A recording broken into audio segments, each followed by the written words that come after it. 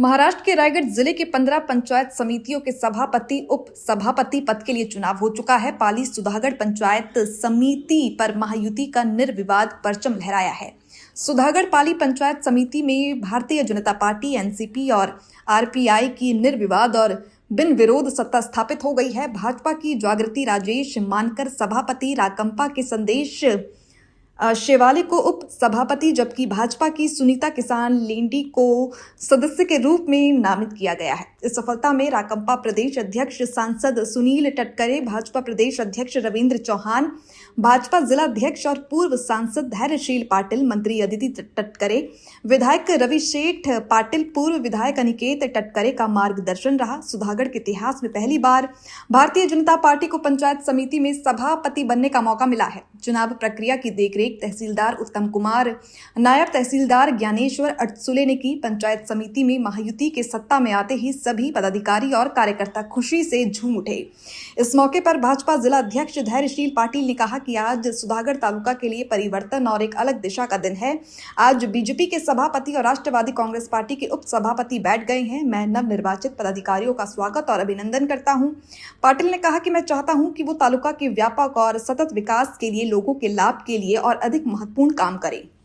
Rashtrawadi Congress party, Bharatiya Janata पक्ष, RPI, आदरणीय खासदार कोकणचे भाग्यविधाते सुनीलजी तटकरे साहेब असतील, मंत्री आदिती तटकरे, युवा आमदार अनिकेतभाई तटकरे, भारतीय जनता पार्टीचे प्रदेशाध्यक्ष चव्हाण साहेब, धारप साहेब, खासदार धैर्यशीलदादा पाटील, आमदार रविशेठ पाटील या सर्वांच्याच आशीर्वादाने आज या भारतीय जनता पक्ष आणि राष्ट्रवादी या युतीतून पंचायत समिती जिल्हा परिषद निवडणूक सुधागडची पार पडली। त्यावेळी आम्ही युतीच्या माध्यमातून जागृती मानकर, सुनीता लेंडीताई आणि राष्ट्रवादी काँग्रेस पार्टीकडून मी स्वतः असे आमचे 3 पंचायत समितीचे सदस्य निवडून आले। युतीच्या माध्यमातून खऱ्या अर्थाने आज जागृती मानकर यांना सर्वांच्याच सहकार्याने आपण सभापतीपदी आज त्यांची एकमताने बिनविरोध निवड झाली।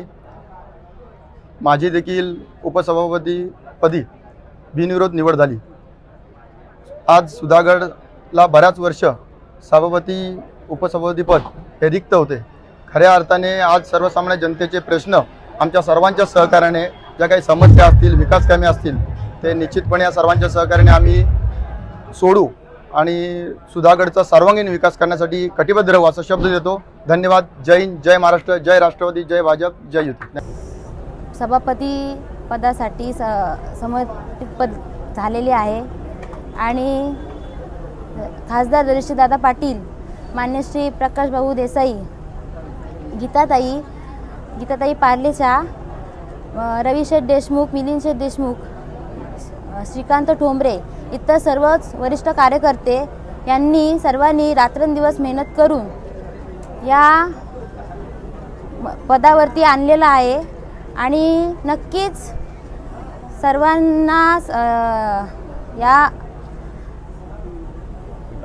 विकास करण्याची जबाबदारी आम्ही सर्वजण मिळून नक्की पार पाडू अशी मी सर्वांना वायू देते। अध्यक्ष जिल्हा परिषदेवर विराजमान होईल, काय वाटतंय?